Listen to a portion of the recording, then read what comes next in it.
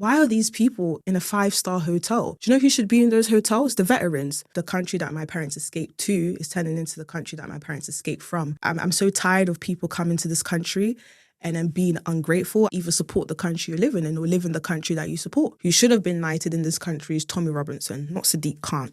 The left. They are the real neo-Nazis. Do you think Islam is compatible with the West at all? They keep importing people who have never even come close to civilized society. 32 months for kidnapping a child. Guess who also got the same sentence? Lucy Connolly. There's no denying that there is an attack on white people. The founders of Black Lives Matter, they're all living in mansions. It had nothing to do with Black lives, because if they really cared about Black lives, they will tackle knife crime, drug crime, black and black crime. If you pronounce someone's name wrong, there's a problem. If a young girl wears a Union Jack dress to Multicultural Day, she's getting kicked out of school. And in the same breath, we talk about equality. What suffering do you think comes with mass migration?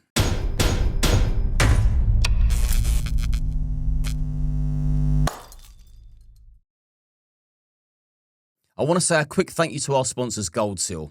I use their products every single day, and now I finally get to work with them. I use their products for anti-inflammatory, reduced anxiety, better sleep, and mental clarity. I'm going to put a link to their website in the description, along with a 10% discount code for you to take advantage of. Go and have a look at their website, see if there's anything in there for you. I hope you enjoy this week's episode, and good health. Based and Bougie. Liam Tufts, how are you today? I'm very good. I'm delighted you've come on. I'm so excited to be here. Yeah, well, the last time I saw you, I introduced you to the stage at the demonstration in London outside Whitehall, the Free Speech Festival. And now this is going to upset a few other guest speakers, and I speak on behalf of me and my cousin that were there. You was our favourite. Really? It was a very, very good speech, and I believe you was only asked 24 hours before. Yes. So what motivated you or inspired you, or what compelled you to get up on a stage in front of 100,000 people and speak at a Tommy Robinson rally? Well, first and foremost is because the country's at stake. Like I said in my speech, the country that my parents escaped to is turning into the country that my parents escaped from. And not a lot of people are realizing this. Marxism is being, put into this country. Communism is being put into this country. Islamism, and then you have the ABCD LGBTQ mafia. And obviously, I'm passionate about preserving British and Western values. Not only that, it was very important for me as a Black woman as well to be on there. I hate to use the term a Black woman, but you'll be surprised how many ethnic minorities share the same views as people who come to these rallies, but they're scared to show it or they're scared to say it. So me coming on there 24 hours prior was basically me telling people, hey, you don't need to be afraid. We all share the same views, and it's not about dividing each other. It's about uniting the kingdom. And again, I think the last reason why I did it is because I'm so tired of people coming to this country and then being ungrateful. I'm born and raised here, so the UK is all I know. And I had to make a very, very strong stance that you should either support the country you're living in or live in the country that you support. Sort of, we're on a bit of a knife's edge out there. There's a few little divides, cultural, race, class. But why do you think, say, for example, the Black community are a little bit subdued when it comes to speaking out like you did? Do they get backlash? Yeah, they do. First and foremost is the backlash. Sorry, nobody wants to be called an Uncle Tom or coconut. I think people are just afraid of people's opinions, but I've never cared too much about what people have to say. The second reason is, of course, the media. It's so shocking to me how my first time ever going to this event, it was the Unite the Kingdom event. The way people are so warm, the way people are so friendly, the way people are so kind. And when you hear people's stories, for example, I met this one man, he was telling me how his job was basically to protect children from groomers.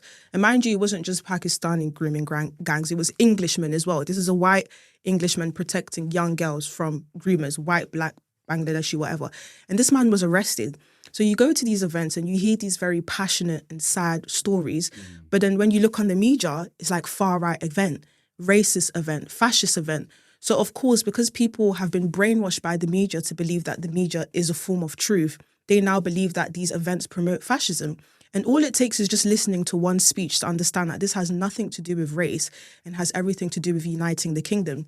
And what's so fascinating to me, especially for the Black community, is that our values, for example, Africans and Caribbeans, is more closer to English culture than any other culture. But yet we're the one culture that doesn't want to support the English or doesn't want to stand beside it. For example, most Black people, we believe in Christianity, we believe in Jesus. So do English people. We believe in conservatism. So do English people. We believe in traditionalism. So do English people. We believe in freedom and democracy. So do English people. But yet we've decided to back a community that is the complete juxtaposition of our beliefs, because on the media it said that Tommy Robinson's a far right. Where's the proof? What did Tommy Robinson say that was far right, that was fascist, that was racist? I want to see it. So I think the media has become the new god for people. Whatever the media says or whatever the blog says is the truth. And I highly advise people to just listen to one speech, and you'll realize it has nothing to do with race or fascism. It has everything to do with just uniting the kingdom under one flag, which is the British flag. Yeah, and there's a good battle at the moment between independent journalism and mainstream journalism, and they're very, very different, because independent journalists, they can't really be biased. If they're somewhere with their camera and they capture the moment, you can't really put a spin on it. Exactly. You get the big mainstream media outlets and they've got multiple cameras, then they can switch and crop and edit and portray a completely different picture. We actually had it Armistice Day 2 years ago. I've never mentioned this either. Yeah. I lost the biggest security contract that I've ever had. And it really set me back. No problem. I'll keep on trucking, and I certainly won't. They won't silence me through fear of financial loss. It's like, well, I'll just make it work. But we went to Armistice Day, London, at the Cenotaph, paid 2 minutes silence, and from the Cenotaph, immediately we walked straight to a cab. We was on the streets for maybe 2 minutes max in a cab, and then by the time we're an hour away in a restaurant eating our lunch, it's all on the news that, there's been a bit of trouble there. The police were bottlenecking patriots in. They were provoking. There was agitators there. And there was a little bit of rough and tumble. Nothing over the top. But the media made sure they caught the worst bits. And do you know what they done? What did they do? The news, every mainstream media news outlet captured me, Tommy, 2 other people walking towards them, because you know what they're like at these demos. They line up and they're all trying to capture something. And we just walked, got in a cab and went. But what they done is they filmed us walking, cut before we got in the cab, and then they cut straight to the trouble. Wow. Trying to associate us with the trouble, and it couldn't have been further from the truth. It was the police that provoked the trouble. Then they cropped it to make it look like we was the instigators. That was on the Saturday. On the Monday, I got an email from a college that I was doing, and you know how woke the education system is, saying we've decided to change our security procedure and we're going to go in-house. Now, before that Saturday, I was the best thing since sliced bread, and we couldn't do a thing wrong, and we changed the whole safety net around. So I think the mainstream media are hell-bent on destroying anyone that speaks against the narrative and the woke mind virus and whatever sick agenda they've got going on. So I'm thrilled when I see people like you, because your channel is, you are an independent journalist, aren't you? Yeah. And what's so fascinating about your story is that I get a lot of hate, especially from the neo-Nazis. So I have people under like my Twitter and my YouTube saying, you will never be white, you will never be British, you don't belong here, get out of the country, coconut this, proper racial slurs. And I'm thinking to myself, but why aren't they branded as the racists? Why aren't they branded as the fascists? It makes no sense. There's real neo-Nazi racists out there who genuinely hate me for my skin colour, but the people that they attack are the people who expose grooming, the people who want to preserve their English culture, the people who want to preserve freedom of speech. So it's so clear that they are trying to attack everything that makes this country good and basically flip this country upside down, because it makes no sense. And what you said was the same thing that happened with Southpaw. Didn't we see so many Islamists running around with knives, attacking people? We saw videos of white men literally being kicked down on the streets and being stomped by 20 men. Nobody said anything. They did not show that in the media once. So there's no denying that there is an attack on white people. And as a Christian, I do not tolerate that at all. I generally do believe that each and every individual is equal. And I think as a Christian, especially us, we should be the loudest when it comes to defending this injustice and this two-tier system against white people, especially considering the fact that you guys have been so welcoming and you guys have invited many cultures and lived very peacefully with many of us. But it's almost like we've slapped you guys in the face and we're not defending you guys. And I just find that to be so disgusting and unfair. It's funny you mentioned the whole Southport two-tier policing. Do you remember there was, I don't remember what mosque it was, but there must have been maybe 20 Muslims come out armed to the teeth with machetes and lumps of wood, and it's caught on camera, so it's irrefutable. And a police officer has gone to this gang of Muslim men that are holding really dangerous weapons in their hands, murder weapons, and he says, can you go and put that back inside, please? Not you're under arrest for carrying a deadly weapon. Can you just go and put them inside? Now, could you imagine if that was, I don't know, a right of centre protest, be it peaceful, and one person was holding something that could remotely cause damage and harm to somebody, immediate arrest, and there's just no... Well, there's no two ways about that. They're arresting like elderly women. They're arresting grannies. But people holding knives, they kindly telling them, can you please put the knife down? Like this country is an absolute disgrace, and it's so ashamed because what's happening is exactly what my parents were escaping. You know, just this two-tier system that is against the actual people and supporting the people that are trying to destruct this country is absolutely insane. Where did your parents escape? Where were they from, and what was the regime there? Yeah, so they were from Congo. And they were under the regime of Mobutu. Yeah, and that was basically a communist Marxist regime. Just like most African countries after colonialism, most African countries, I guess they were being a bit petty and they decided to follow the socialist route of doing things, which is more Russia, communism and that. So, yeah, that's where they come from. And what have you learned from your parents growing up in a communist society? Yeah. Well, first and foremost, my parents always tell me that what's going on here in the UK is parallel to what was going on to Africa in the 60s. So every communist playbook works like this. First and foremost, you have to censor the media, okay? Control the media, make sure the media is always in favor of the establishment running the country. And we saw that in Congo, we saw that in Zimbabwe. The second thing that you do is you censor speech. So anyone who speaks out against the government immediately gets arrested or sometimes even assassinated. Does that sound familiar? That's happening right now. You're seeing people being arrested over tweets. And this is what happened in the 60s, and yet it's happening right now in the UK. The third thing that they do is they centralize the government. So now the government is in control of everything, in control of politics, in control of the healthcare, they're in control of your money and your taxes.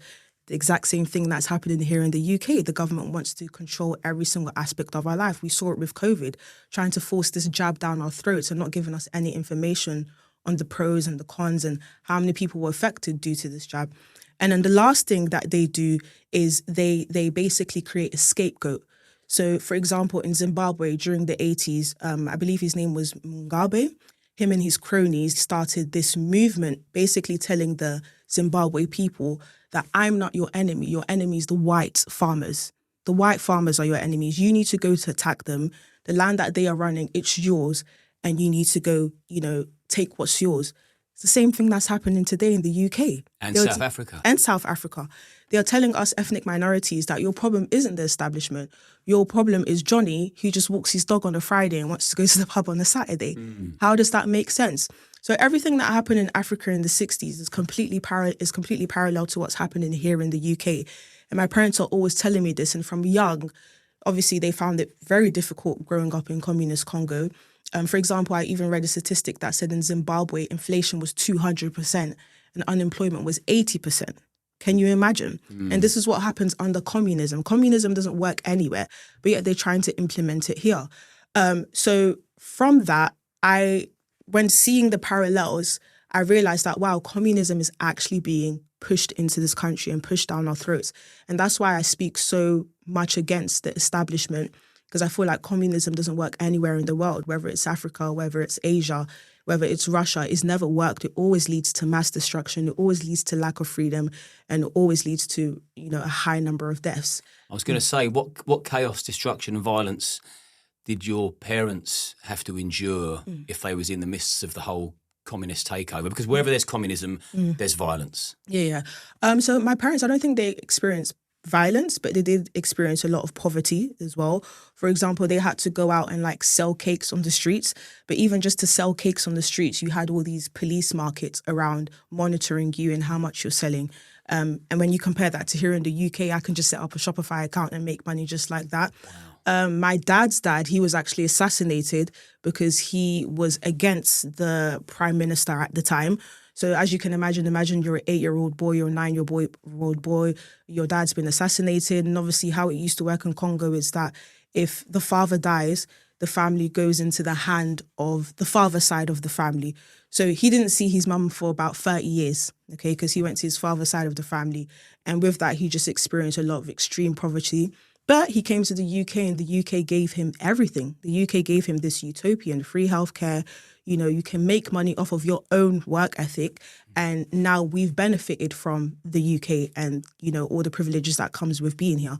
So from a young age, they've always taught us to be very, very grateful for what we have, because our, you know, future would have been a lot different. Wow, your granddad was assassinated for speaking against the establishment. Yes, yes. I suppose you didn't meet him. Yeah, I never met him. I only have like one photo of him, and it's like in the photo you see him lying on his deathbed, and there's like his eye is completely gone because the gun went right through his the back of his head to his ear. So you can imagine how traumatic that would be for a child at the time. And then you can also imagine how grateful my dad must be for the country. So if you think I'm a patriot, wait until you meet my parents. They are the patriots of all patriots, because they understand just how dangerous communism and a lack of free speech can be towards, you know, a civilized society. So they come over to the UK, and when did they give birth to you? Maybe 2 years after. So I was born in 1999. Yeah. And my mum actually waited. My dad came to the country first, worked for 4 years. He started as a bin man. Now he's a doctor. God bless him. What a journey. Yeah, what a journey. Can you imagine? That's brilliant. That's what you call working hard. That's what you call the British dream. You know, you work from the ground up, you educate yourself. From a young age, all I've ever known was my dad studying, learning new languages, going to university. He's completed 1 degree. He's doing his master's degree. Like, he really made the most of this country. And when you compare that to migrants just coming in and earning 1,000 a month for simply just, you know, coming on a dinghy, it's actually unfair to the immigrants that first came here and worked hard. Oh, completely. Exactly. So when people tell me you're a black woman and why are you speaking about immigration, this is unfair to my parents. How is it my parents had to work my dad had to work as a cleaner first, to work his way up to a doctor for 10, 15 years, and a migrant just comes in and he's earning almost the same amount as my dad for simply just being a migrant? It makes no sense.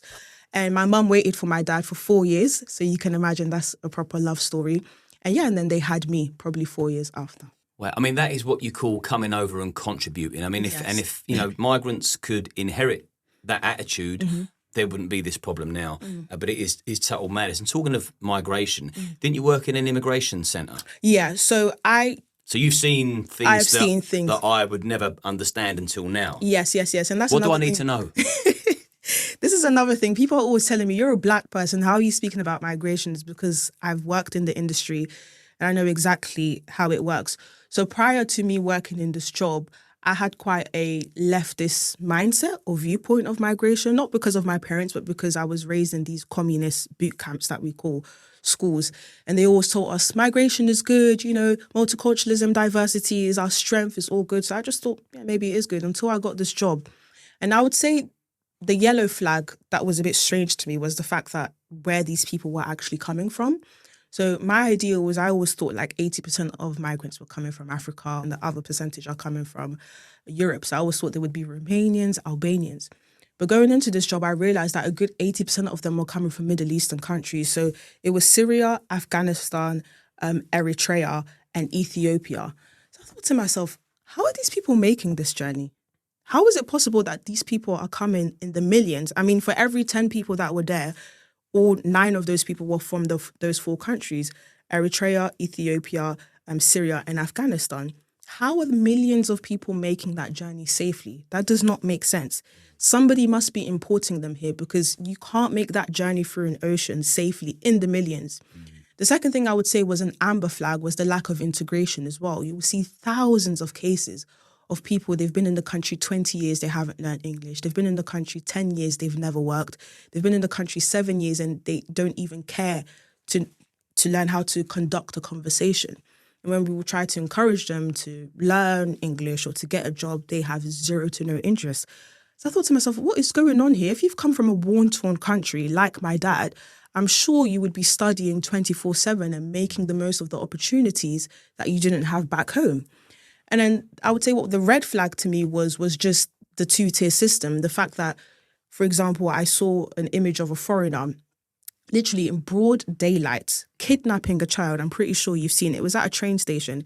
He had no consideration of CCTV. He had no consideration of whether there was a police around him or parents around him forcefully trying to grab a child.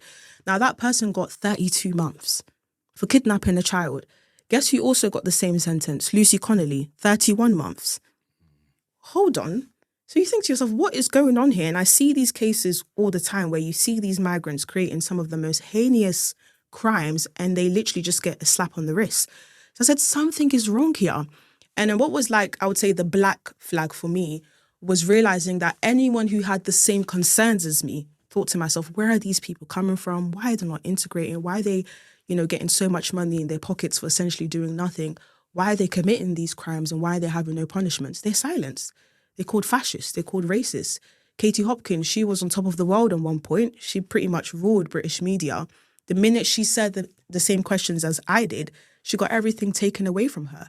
So from that moment, I realized something is going on here. Something is not making sense. I know this is deeper than just race and being black and white. I've been taught since young multiculturalism and diversity is our strength. But I was also taught that good is good and wrong is wrong. And what's happening in this country is that we're having an imbalance. The foreigners are being treated better than the actual citizens. For example, what we're seeing in the Britannia Hotel. Why are these people in a 5-star hotel? Do you know who should be in those hotels? The veterans. The veterans that bled blood for this country. They're sleeping on the streets right now. I saw an article where 20 veterans were evicted from their homes with no support. But yet these foreigners, they just get a free home, free housing, just like that for simply being an asylum seeker. It makes zero to no sense. So that's where my awakening of mass migration and how harmful it has been to this country started. And let me just repeat, I have no problem with migration. My parents are migrants, first-generation migrants, but I have a problem with mass migration, just pouring in people into the country, not even checking their backgrounds, not checking their beliefs. We're just importing people in the millions, and that's very, very dangerous. Not even checking their culture or their beliefs or their religions. Do they even like Western values? That is very, very dangerous. A country is not a country without borders. Yeah, that's got to be the number one question. Talk to me about your cultural beliefs, your alignments, what you think's acceptable. How do you deem females in this country?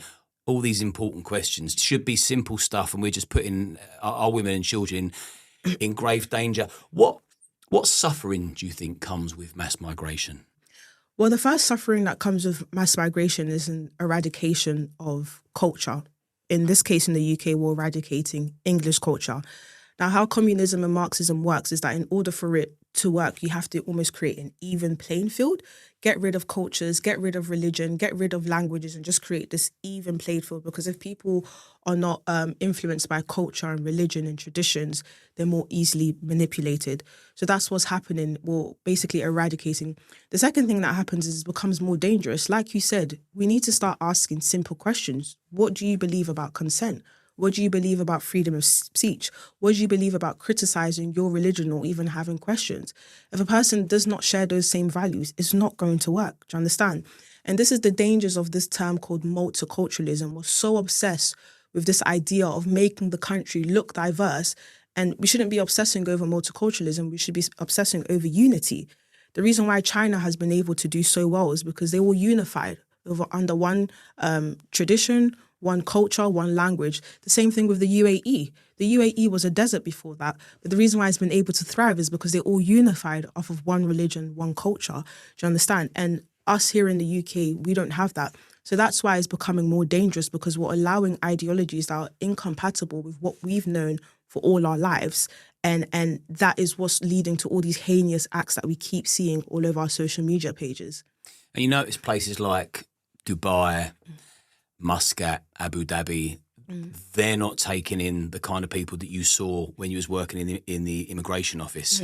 Like, we're not getting the best people. We're getting the worst people coming over here because nobody else will take them, even people with the same religious beliefs. It's like, well, we know how far you can take things and how dangerous you can be, so not for us, thanks. I mean, that should tell us everything we need to know. If their own people aren't taking them in, that is a solid sign that they are the dregs of their own society. And if they're not taking them, why on earth are we? Exactly. And that's the thing that people don't understand, is that the UK has become the dumping ground.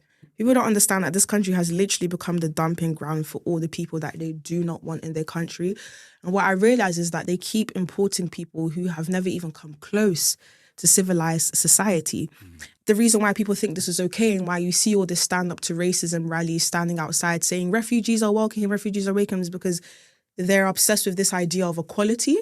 Now, let me make something very clear. Everybody's equal, but cultures are not equal. Cultures are not equal. Not every culture is the same. Some cultures are better than others. And in this case, the West is the best. It always has been the best. Wherever you go and you see a country implementing Western values, it always succeeds. For example, Singapore. Singapore was one of the only countries who didn't follow the communist and socialist way of ruling their country. They followed the capitalist way of doing the country, the way the UK did. And they have a higher GDPR than the UK right now as we speak. And this was an ex-colony. If you plan to raise your children here, if you plan to live in this country, if you plan to be educated in this country, whether you're black, white, English, doesn't it worry you that this country is mass importing people who are uncivilized, who don't care about consent, who can just grab a child in broad daylight and just try to assault them or kidnap them? That should scare you. So this is why I always try to emphasize on my channel that this is not a race issue. This mass migration issue does not just affect white people, it affects all people. So do you think we're in a race war, or is that just some made-up thing by the left that demonstrations with stand up to racism? Because when I see, so we've got all these hotel protests at the moment.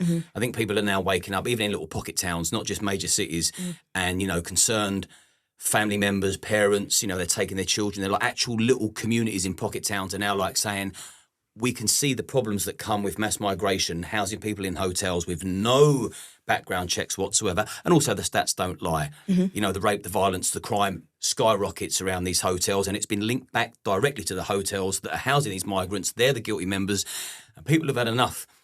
And when I see counter-protesters turn up with stand up to racism placards, I'm thinking, am I missing something? Like, what racism? No one's protesting outside a hotel because they object to anyone's skin colour.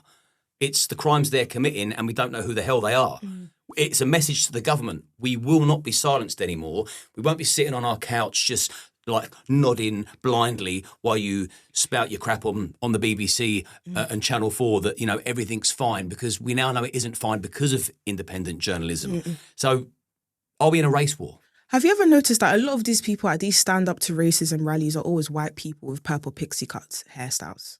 They're never really ethnic minorities. You never see migrants there. You never see Caribbeans, Africans, Asians. They're always white people. Surely if the country was a racist country, you would see black people, Asian people, Caribbean people holding up these signs. So this racist boogeyman that they've made up in their minds doesn't exist, because if it did exist, you would see them there. And I remember I was even at one of these rallies and I asked them, wait, how come there's more white people there? And they said, oh, it's because the black people are scared. They're very scared that if they come out, they might attack them. And I looked to my right and I saw so many black people. And that's another thing people don't understand, is that the right is growing in terms of ethnicity. Black people joining the movement, Asian people joining the movement. They weren't getting attacked. They weren't getting attacked. No. The people that's actually getting attacked are the people that disagree with the left. The minute you disagree with the left, they want to spit on you. They want to kick you. They'd say, I don't even want to talk to you. And for example, when I was asking questions, I'm like, hi, can I interview you? What for? But then when you go to the right and say, hi, can I interview you? Yeah, sure. Why? Because they're confident in the ideas. So this facade about there being a racist boogeyman, you know, trying to harm people of colour in this country is absolutely ridiculous. And I find it so interesting that the left is always talking about this ghost called racism here in the UK, but they never talk about the racism that's going on in other countries. Right now in Libya is currently holding an African slave trade. This community of people that are always talking about slavery this and slavery that, but they're very silent when it comes to the Libyan slave trade that's happening right now as we speak. They are rounding up Africans, whipping them and treating them as slaves. This is the modern day Atlantic slave trade, but they're silent on that. But, oh, this country is racist because they didn't pronounce my name correctly and they didn't say, like, shut up. There's no racism in this country. If it was, you would have been left. And it was us that put an end to slavery. Exactly, but no one wants to talk about that. But people on the left still want to punish us for slavery like centuries ago. So it's actually happening now in real time in Libya. That's where you need your attention. If you're really bothered about it. Exactly. If you really truly, if it really truly upsets you that there's human slavery out there, and you do want to stand up to racism, then you're sort of looking at the wrong people, because people on the right, they're also standing up to racism. That's what I feel like doing. Going to one of these protests, which I will, and just say, you know, you're standing up to racism. Well, so are they. But that's not what today's about. Like you're in the wrong place at the wrong time. And it's interesting, as a black woman, you go up to these people on the left that are meant to be standing up to racism and they reject your questions. It's like, you should have said, was it because I'm black? One person that I remember I was at, one person even tried to call the police on me. She said, why are you asking me these? They get so angry. They get so bubbled up. And the interesting thing is when you ask them truly, what are you doing here? They could barely even answer the question. One person told me, oh, the right are racist because they are waving the English flag. So the English flag has now become a racist flag. If it's a racist flag, why are you here? Get out, pack your bags and leave. You don't have to be here if the country is racist. But the reason why you are here is because you know there's no racism in this country. You're just doing this because you want to feel some sense of superiority. Like, oh my gosh, I'm so high and mighty because I'm standing up for something. You're standing up to a ghost. You're standing up to something that doesn't exist. Yeah, find something else to stand up to. That's funny. Yeah, go into a country where the national flag, according to them, represents racism. But you're still here. And what's so interesting is that white people, they're not holding a book that believes that black people are slaves. I'm so sorry to say this, but I have to tell the truth. But in Islam, you know, it's black people can be held as slaves. Apparently, I may be wrong, correct me if I'm wrong, but somewhere in the Quran it says that black people are equivalent to dogs. White people don't hold books saying that black people are equivalent to dogs. So it's like they're always focusing on their attention on the wrong people and the wrong community. And it just goes to show their delusions. I can't even make sense of it. Now, so when the BLM riots were all rolling out, I mean, as far as obviously black lives do matter, as do everyone else's lives matter. And obviously it was a spin-off from the George Floyd, I don't even know what you would call it, murder. I mean, it was accidental, weren't it? I would certainly say. But when the streets went wild and the black community merged and there was BLM in the streets shouting, forming militias, what was your take on that? Because when I looked at the BLM website, it struck me like it was a Marxist movement that was using the black community to exploit them to further their agenda, and they wanted to basically nuke the family unit, defund the police. And I'm thinking, is this really about black lives? Because if it was about black lives, I'd probably be into it, because I don't want to see anybody segregated for the colour of their skin. So what was your take on BLM? Yeah. When I initially saw it, just like everyone else in the world, because it started off with George Floyd, I was a bit like traumatized. Like, how can they just step on somebody's neck? But when I saw the country and people in the West, black people in the West gathering together saying Black Lives Matter this. Okay, Black Lives Matter, but if Black Lives Matter, why aren't you guys trying to put an end to hip-hop music? Hip-hop music is what's promoting this death and corruption, knife crime here in the UK, gun crime here in America. If Black Lives Matter, why are black women making up the high majority of abortions? Do you understand? So the Black Lives Matter movement is kind of like the leftist movement in the sense that they focus on these very minute situations rather than focus on the actual reasons to why you're seeing black lives committed. Not only that, but there was more research done on George Floyd's murder. And this guy, he was a terrorist, basically. He beat up a pregnant woman. He was on drugs. And even when he was saying, oh, I need my mama, something like that, like I need my mama, he was referring to his white girlfriend. His girlfriend was white, but yeah, he was a victim. Like, it makes no sense. So I feel like the Black Lives Matter movement, and even when you look at it spiritually, and this is another thing, people need to understand that everything starts in the spiritual realm and it manifests into the physical realm. The Black Lives Matter leaders, they partake in witchcraft. You're probably thinking that's crazy, but yeah, they do partake in African witchcraft, Yoruba witchcraft. So when these people were chanting, I can't breathe, they were actually trying to raise up the ancestors, something like that.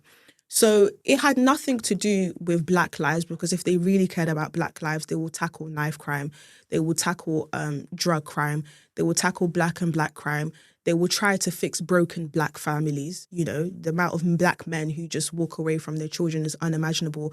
The minute you break apart a family, you've given your child a pretty low start at life. And it just had everything to do with profit. And the most amazing part about it was the fact that many of these people, the founders of Black Lives Matter, they're all living in mansions.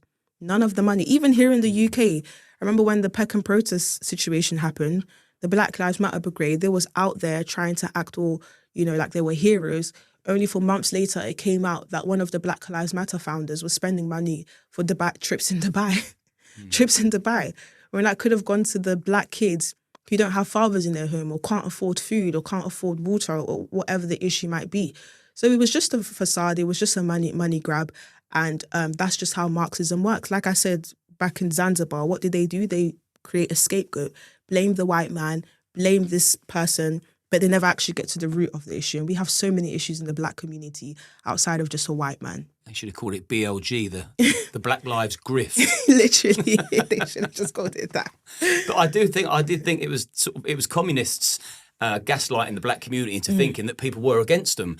But that just created such a wild ride. Yeah. Because you've got people saying, we've got nothing against black people, and the black people saying, well, yes, you have, because the left are sort of mind-fucking them, saying, no, they do, they hate you. And then it's like, well, how do you put a lid on that? Because once it gets out of control like it did, it's very hard to sort of restore normality and sanity. And I think the worst thing was seeing white people get down on their knees and apologising. Oh. Like, I love white people, but some of the leftist white people, they're just absolute lunatics. Why are you apologising for something you've never done? You was never a slave owner, okay? If you go back to their ancestors were probably never slave owners. So why are you apologising? So I think BLM kind of shook up the world, because I don't know about you, but prior to that, everyone was kind of peaceful.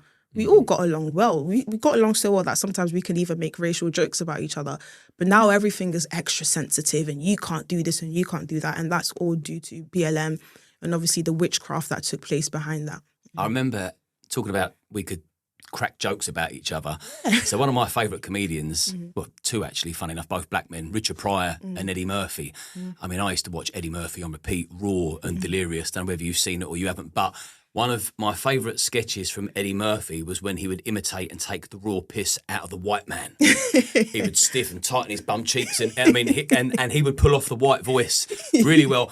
And I used to sort of watch it. I was fascinated how he managed all the little nuances of the white people. Yeah. And it was right, like sort of black American dude, they're cool, like he's obviously insinuating that they're well hung and they can fuck women better than we can, and they can do everything, they can sing and dance better than us, and sort of we don't really know what we're doing. But I just appreciated his observations and found it really funny. And not once did I think, "Fuck you, Eddie, you're racist." I just thought, well, he's spotted the differences and he's seen the funny side of it. Yeah, everything has become so sensitive. Like even with the Sydney Sweeney ad, she's a sexy woman, Sydney Sweeney, very attractive. But it's the fact that they called her neo-Nazi because she said my genes are great. I'm just like, what has happened to the world that we can't even make jokes, or a white woman can't even confidently be proud of her genes? And mind you, she probably wasn't even talking about her ancestors or her Aries race. She was probably just talking about her mum and her dad. So I just feel like the BLM movement basically kind of took the fun out of the world. There was a time where we could make jokes. I went to a very multicultural school and we would always make jokes. You had the black people making fun of the Arabs making fun of the whites making fun of the black, and it was just harmless. But now everything is extra sensitive. If you pronounce someone's name wrong, it's a problem. If a white woman says she's confident in herself, it's a problem. If a young girl wears a Union Jack dress to Multicultural Day, she's getting kicked out of school. What is this? And in the same breath, we talk about equality. We talk about equality, but we truly don't allow people to be equal. And heaven forbid you misgender someone. Oh, God, don't even get me started on that. Then the fan really does get plastered in shit. Don't get me started on that. It's insane. Who are the real neo-Nazis, do you think, in the UK? The left. They are the real neo-Nazis. The reason why they're neo-Nazis is because they don't believe in... They accuse people of the exact same thing that they are doing. So, for example, I went to the Britannia Hotel and I asked one of these lefties, he had a purple pixie haircut, why do you think these people are racist? And he said these people are racist because they keep assuming that every migrant is a rapist or every migrant is a sexual deviant. And I said, but you're doing the same thing right now. You're accusing all of these people for being fascists and neo-Nazis for simply waving a flag and defending a child that was assaulted. And they were silenced. So the real neo-Nazis are, of course, the left. And obviously you do have real neo-Nazis who are clearly racist online. They want an all-white Britain. They wouldn't even sit across the table from me. But they never get branded as racist. They never get sent into solitary confinement. They're given zero to no media attention. Whereas Tommy Robinson, who has clearly spent his lifetime just defending children, from being raped and groomed and kidnapped. He's the one that's getting all this attention for being a racist. And yet there's no proof of him being racist. In fact, there's actual videos of him wearing T-shirts saying black and white unite. But they will never show that. It's absolutely insane. They will never show it. It's interesting, and it's very important for people listening and watching this to be acutely aware that, like, the ethnats, the actual far right, the small percentage of people on the far right of politics in the UK that just want it to be an Aryan race, they hate people like me and you and Tommy because we're nowhere near right enough. Like they don't want you and me sitting here because we've got different skin colours. Like you and me are cool. It's like, well, fucking, this makes no difference. We're trying to solve like a cultural problem here, an ideology, the brain rot that's setting in from people that are sort of pumping shit into our kids' minds and all sorts of, and you know, the influx of Islam is a major league concern. And Islam isn't a race. An idea isn't a race. Like, ideologies and skin tones are completely different things. Yeah. And do you think Islam is compatible with the West at all? Can a fish ride a bike? Can a fish ride a bike? No, it's not. Not only that, is Christianity compatible with the UAE? No, it's not. UAE in total has less than 30 churches. It's not compatible with the West for the reason that, first of all, let me make something clear that can a Muslim and a Christian live together as neighbours and be peaceful? They can. I have Muslim friends. However, the ideologies in itself, whether it's the Bible and the Quran, they're two different things. One believes in women's rights, another one doesn't believe in women's rights. One believes in the age of consent, another one believes it's okay to marry a 9-year-old or a 6-year-old. I don't know how old she was. And Aisha didn't even have any babies, so he probably messed her up. One believes that of freedom of speech. Another one believes that if you try to criticize someone, you should be violently harmed and sometimes even killed. One religion tries to evangelize people, meaning trying to convince people into the religion, whilst the other tries to force people into the religion. So the reality is, it's just not compatible. The only time it's compatible is when one, it adjusts itself to the other, if that makes sense. For example, and this is where we kind of need to be careful and not generalize all Muslims. There are Muslims out there who are very peaceful, who have contributed, who have assimilated very, very well. But the reality is, the reason why they've done that is because they've adjusted themselves to English, British, Christian, conservative culture. And then there's the same thing in the UAE. You have Christians coming into the UAE. The reason why they all live in peacefully is they've adjusted to Muslim culture. The women are not wearing short skirts. The women are not dressing provocatively. They're not drinking. They've adjusted. So it only works when you adjust. But I find it so interesting how in the UAE, everyone has to adjust to Muslim culture. But here in the UK, there's no respect for British culture. There's no respect for English culture. There's no respect for Christian culture. I'm not sure if you've seen Young Bob. This guy is getting hassled on the streets. This guy's getting egged in the face for preaching his own religion in his own land, in his own native land. He's a very young man. And he's a very young man. And you're seeing 40-year-olds snatching microphones from him. That's insane. And he's the youth that we need. Exactly. I love him. And it's so insane how every culture in the world is allowed to preserve their religion, is allowed to preserve their cultures and traditions, except English culture. Why is that? There must be something very good there that you guys are so scared and so wary every time someone holds a Union Jack. But I think the reason why they hate English culture, because if you just look at the flag in itself, it has one of the most important symbols, which is the symbol of the cross, you know, the symbol of Jesus Christ. And that's what they're trying to eradicate. So I think the more people understand that everything is spiritual, everything is a fight between good and evil, God and the devil, Christ and Satan, the more people will understand that this is just more than just race. This is more than just Islam. This is a spiritual battle that's happening here in the country. And I think all Christians, regardless of what skin color you are, need to wake up and also need to defend those who are victims of injustice. And in this case, it's white people. You know, I find it so interesting how we're always talking about racism, this and racism, that the people who are really experiencing racism is the English. They're the ones experiencing racism. The fact that a girl is being sent home from school from wearing a Union Jack, people are being arrested for waving the English flag. So have you observed, have you noticed that there's an anti-white movement in the UK? There definitely is. Everything British... Because it would be very easy for you to ignore that because it doesn't really apply to you. But you've noticed. I've noticed it, and that's another thing, it does apply to me. Okay, because this is the culture that my parents were brought me up in. That's a good point. This is the culture, this is all I know. You know what I meant. Yeah, I understand what you meant. You could easily just think, I'm not even going to take any notice of that. No, I could easily do that. But the thing is, it will affect me because it's bigger than just white people. It's the values that come with British English culture, freedom of speech, democracy, capitalism, rule of law, free markets. These are all things that I value and I love, and that's slowly being eradicated. So this is where I kind of come in and I try to be as loud as I can to try to make people realize that it doesn't just affect white people of a white race. This is going to affect all of us the more we allow English and British culture to be eradicated.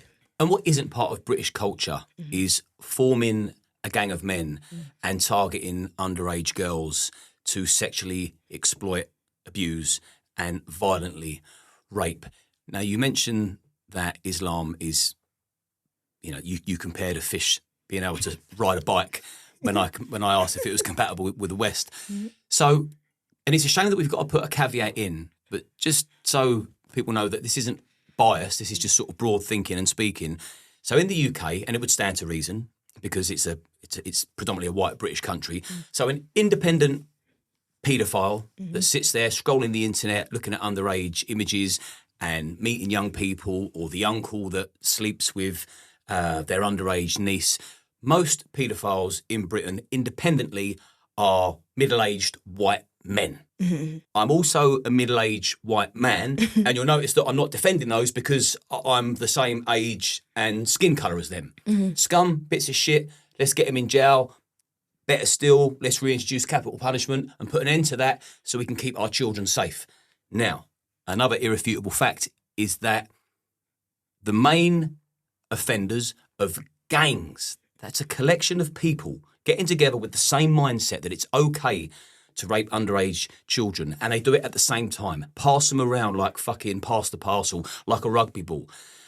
So what's your take on the whole grooming gang? I mean, it seems like an absurd question because obviously it's going to be frowned upon and you're going to be appalled and disgusted, but why do you think it grew to such a size, and it's still going on now because it's not been nipped in the bud? Why do you think it grew to such a size that it become industrial scale, and obviously people too scared to speak up about it out of fear of being called racist? But, surely the preservation of our children outweighs someone thinking that you're a racist when you're not. What's your whole take on that? That is just me sort of ranting rather than asking a question, but you have a rant about it too. Yeah. Well, I think the reason why that's allowed to happen is because multiculturalism is our strength. That's the establishment's main concern, multiculturalism. We have to make the country look like multiculturalism is thriving even when young children are being assaulted. Now, the second reason why I'm absolutely disgusted by that is not just the acts of these grooming gangs, but it's the fact that our establishment is giving little to no punishment to these people. And I even found out when I was even watching Ben Habib's interview with you that there's this Pakistani prisoner treaty, basically, I think it was in 2018, basically saying that the Pakistani government is allowing the UK to basically deport any Pakistani criminals back to their country if they would like. And yet our government hasn't invoked it once. They've never deported anyone. And there's thousands of men who have done this to young girls. But so it just begs the question, like, what is going on in this country that our establishment is almost selling the souls of these young girls, and for what? And who is profiting from this? So I think it's absolutely disgusting. And on top of that, as a woman as well, I don't think people understand that your private parts, they're the most precious part of you. And when someone comes and abuses that, it stays with them forever. Thank God I've never experienced that, but I have had friends who have experienced that. And they always tell me that they just can't get it out their mind. They can't get it out their head. For example, I had this one friend, anytime I would try to play fight with her, hug her, she would always flinch. Like, she was so tight. It wasn't until she opened up to me and she told me she was assaulted. And this was when she was, 3 years old, and she was 20 now. And she just can't get over it. She doesn't like the feeling of someone touching her. It's just an absolute violation. And the reason why this has been allowed to happen is because we keep mass importing people in the millions and we're not vetting them. We're not checking them. Like, what has happened to this country and what has happened to humanity that our establishment is allowing it and people are being silent on it? Another thing I want to say is I urge the Muslim community to just say something. Please. Say something. Do you understand? Like, when you guys sit there and stay quiet and even defend it, you make the religion look so bad. You make it look so bad. If more Muslim people came out and just said, you know what, this is disgusting, we don't agree with it, we wouldn't have such this growing, this growing hate, not, I wouldn't say hatred, but people despising It's an epidemic. Islam. Yeah.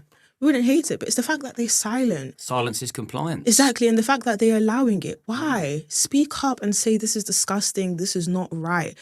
But then again, maybe the reason why they can't is because their prophet did it, and this prophet of theirs is someone that they deem to be the most perfect person. And yet we keep importing this ideology. That is such a concern. Do you know who sickens me the most? Because he would have such a big influence over the Islamic community, is Sadiq Khan himself. He sidesteps every direct question he's asked. In fact, I'm going to ask you a question about him because there's an observation, I'll come to it in a minute, about how he is with females in particular. And I wonder if that does link back to his religious beliefs. But as a Muslim man that's mayor of London, which is just absolutely bizarre. I mean, I really can't stand the man. The contempt I have for him is immeasurable. But you would think as a Muslim man, the stats don't lie, the proof's in the pudding, it's all there to see. Like it's no longer a secret that grooming gangs are predominantly Muslim. It's disproportionate to the amount of Muslims that are in the country per capita. It's an absolute fucking outrage. And yet he doesn't hit it head on. I mean, he could really address the nation and talk directly to his community and say, you are letting us down. We do not believe in that. We do not condone that. You're animals. Any more of that, you're all going to go to jail for life. No reduced sentence, no ifs, buts, maybes, or you're going to be deported. There's so many things that Sadiq Khan could say to his own community, but he doesn't. He pretends like there's not a problem. And that makes me loathe him. Because if it was my community, well, I'm living proof of that. I've put my own father in jail. Like, you start fucking around with kids, you need to be dealt with immediately. And there's no better person than someone that's a figurehead of your own community to sort of look down their nose and just slam you into the ground and say, no. So your thoughts on Sadiq Khan, and have you noticed that he's got contempt for women when he's in a room with them and he's speaking, and especially if they're asking him legitimate questions? I mean, his response, that fucking repulses me as well. I think, you horrible man. Like, look a woman in the eye, have some respect for her and answer the question. He's very condescending. Well, I think Sadiq can't is a disgrace to the UK, and the fact that, he's actually been knighted is even more disgraceful. Ever since he's become the mayor of London, the quality of the country has completely dropped. I don't know what he's good for, but the fact that he's so condescending towards women and the fact that he cannot address the grooming scandal head on, again, is symbolic of what I've been talking about when I say we are importing people into the country that don't believe in our common values. And what's so interesting is that so many people, first, second generation migrants, came to this country due to its safety of children. The United Kingdom has always been the one country that has always valued the lives of children and the safety of children. But that's slowly being eradicated because of people like Sadiq Khan who don't want to take this issue head on. And it also begs the question, who is paying you? Who is paying you to not care? Who is paying you to not speak up? Because this is clearly an issue. And the biggest contradiction of Sadiq Khan is the fact that he's a Muslim man, but at the same time, he's parading with the LGBTQ community. What on earth? It just goes to show he's a sellout. He will go wherever the money is going. It makes no sense that you're a Muslim man. It's very clear that Islam does not condone LGBTQ or gay or anything like that, but he's parading with them. He just goes where the wind blows and where the money is going. And I think he's an absolute disgrace. Who should have been knighted in this country is Tommy Robinson, not Sadiq Khan. Yeah, we share the same views on Mr. Kant, that's for sure. Black on black knife crime, that's another very touchy subject, particularly if you're a white person, because people tend to think that you've got no right discussing that. And the way I see it is, I've got a lot of black friends. Outside of my white friends, it's black next. And then brown after. I'm from Crawley, which is a London overspill, so it's diverse anyway. So I've grown up with all different races. So when I get accused of being racist on X because I frown upon mass migration, it's like, I guarantee I've got more friends of different races than you've ever had. I mean, how many Christmas days have you spent with black people? So I'm concerned about the black community because, I've got friends that have got young black kids. Now, for me, like stop and search, I'd be all for that. And I think, okay, well, if I was a black parent, the stats don't lie. Predominantly, again, it's black on black that are stabbing each other every day in London. and there's blood on the streets, and one day or every day, like a Caribbean mum gets a knock on the door and she gets told, "I'm sorry, your son's been stabbed to death." So these conversations need to be had, because I don't want any kids, but you know, when it's close to home, I don't want my friends' children dying, and I don't want to have conversations with my friends and them telling me that they've lost their kid in a gang crime because it's mainly black people that are stabbing each other. Yes, I'm well aware that there's plenty of white people do it too, but if we're talking stats and disproportionate amounts, how do we deal with black on black knife crime? How do we stop that? And how do we make the black community come together? Because why are they at war with each other, these youngsters? The reason why knife crime in the black community is so high is because we have a culture that promotes violence. It's that simple. It has nothing to do with with music and stuff. Yeah. It has nothing to do, and movies and things like that. It has nothing to do with racism. It has nothing to do with gentrification. Gentrification don't make you kill your brother. It makes no sense. We have a culture that promotes violence. You know, you have people listening to people like Digga D and Kodak Black. These people talk about killing people as if it's normal, as if it's a GTA game. And that influences a lot of young black men. And another problem that we have in the black community is a lot of young black men, they're not really growing up with dads. So their dads now become the hip hop artists and the drill artists and the rap music. And what's so insane is that these music producers and these black people in the entertainment industry, they know that this type of music is harmful to these young black children, but yet they continue to push it. So I think culture plays a role in everything. You know, for instance, if Asian people started to listen to drill music and hip hop music that promotes drugs and violence and death and prison. And that's another thing with the black community, is that when a black man comes out of prison, he's almost hailed as a king. Like, going to prison is almost cool. Like, he gets all these bottles sprayed at him like he's done something good. No, it's not a good thing. You're an embarrassment. You're an embarrassment to our community. So that's the problem, is that we promote violence. We make violence is almost our culture. And I find that to just be absolutely disgusting. And the moment we fix that, the moment we'll see less crime within our community. Yeah, and I hope so. And I hope people take it the right way when I bring these subjects up, because I know that if you're white and you talk about black crime, you get lambasted. You know, you're damned if you do and you're damned if you don't. But really, on a humanitarian level, I don't want to see people being murdered. I'm, you know, the whole Unite the Kingdom thing. I've never been part of a movement my entire life. I've always flown solo. I've never been part of a crowd, ever. Unite the Kingdom ticks all the boxes for me. I want the kingdom to be united, and I want good people to merge, and I want all colours to merge. But I do want dangerous ideologies to get the fuck out of here.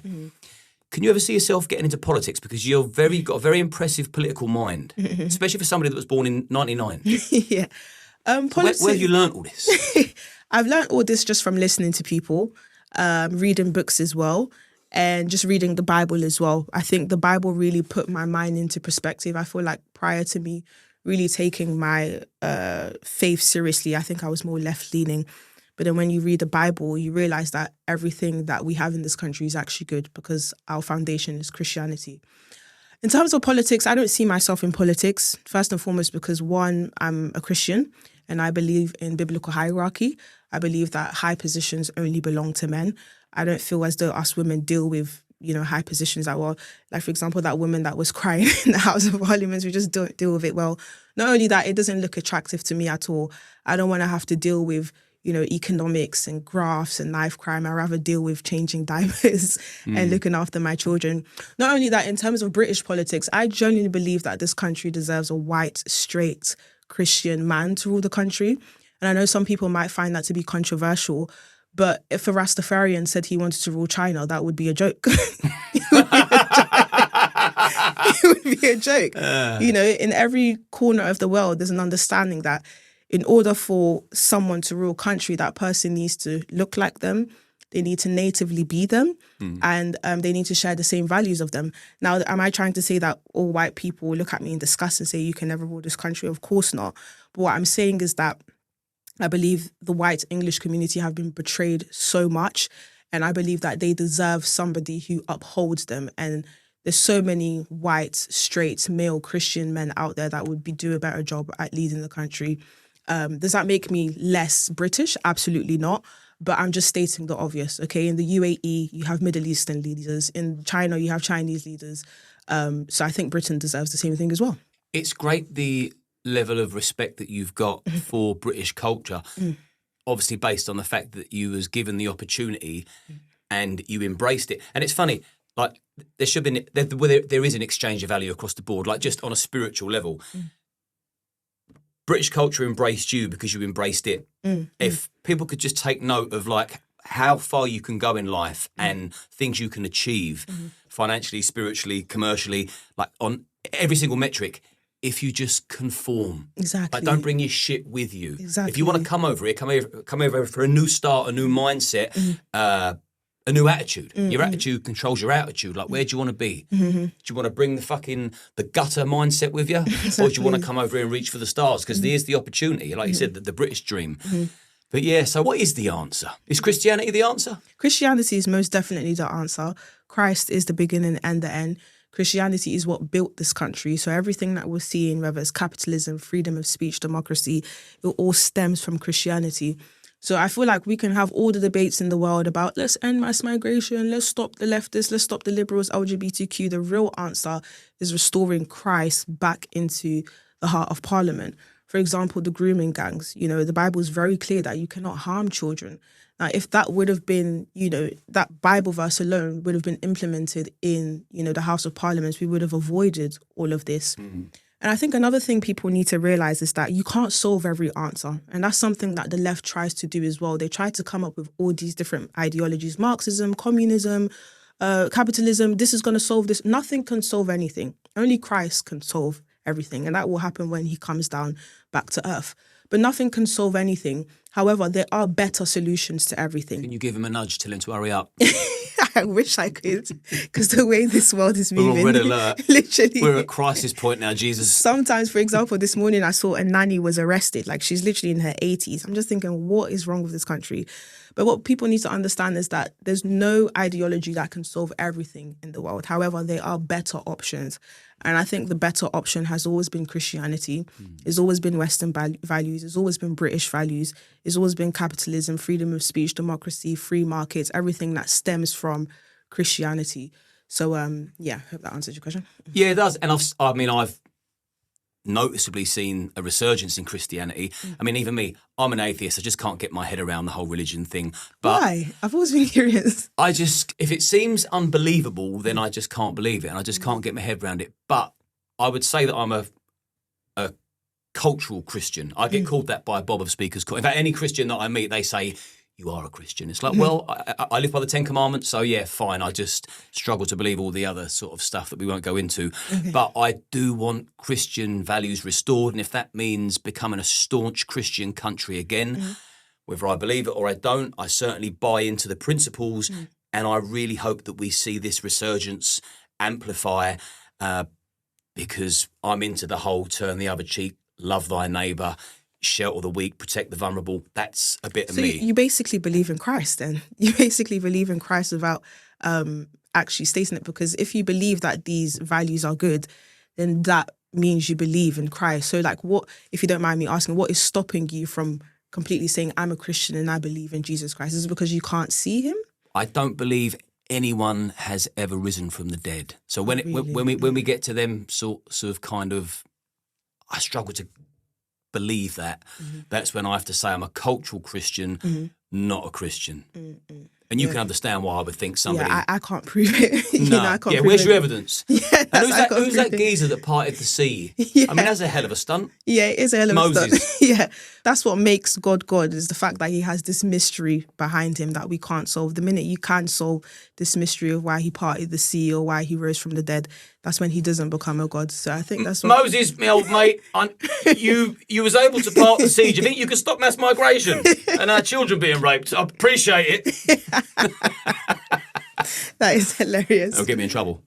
No, God's watching. Yeah, God is watching. Well, he forgives people, so I'm in the clear. Yes. I've thoroughly enjoyed this. I'm really impressed with your mind and your demeanour, and I wish nothing but the best for you. Thank you. Before the final question, which is kind of an open question, where can my audience find you? Because I've got a feeling a lot of people after watching this are going to want to follow you. So I am Based and Bougie on YouTube, Based and Bougie on X, Based and Bougie on TikTok, Based and Bougie on Instagram. Instagram is just _Based and Bougie _. And yeah, YouTube, TikTok, Instagram, X. You can find me on all platforms except Facebook. Facebook is for like old people. People like me. Well, I'll put all of your links in our description, everyone that you've listed there, and I hope people come over and follow you. So the final question is, what would your final message to the masses be? My final message to the masses would be that this country is at stake. We are entering the dark ages, and the more we allow our establishment to betray us, and allowing ideologies that are incompatible with Western values, the more dangerous this country will become. I also want to make it very, very clear that this is not a race issue. I urge people to come out on the 13th. Just listen to their speeches, listen to what they have to say. And like me, you'll realize this has nothing to do with race. This has everything to do with safety and just preserving the Western values that we've all benefited from, okay? If you're living in the UK, you have benefited from British values, so therefore you have a duty to defend it. And I also urge Christians too, to stand up. This is our fight. It's our duty to stand up for those who are victim of two-tier policing and injustice. God is calling on us to stand up for these people. So yeah, our country's at stake and we need to save it ASAP. Well, I hope everybody watching and listening has got some value, some strength, and some spiritual energy from that conversation. I thoroughly enjoyed it. I hope you do too. Please remember to like and subscribe to the channel and click the next thumbnail that's here somewhere. Roll on to the next one. Give Based and Bougie a follow on YouTube in particular. I think you do your best stuff there. And I'll be rooting for you, whatever you do. Very nice person. Thoroughly enjoyed this. What they don't know is this is a Sunday morning very early. And you travelled a long way to come here. For that, I'm very grateful. And I'll always be cheering for you. And thank you for having me on. And thank you. Thank you.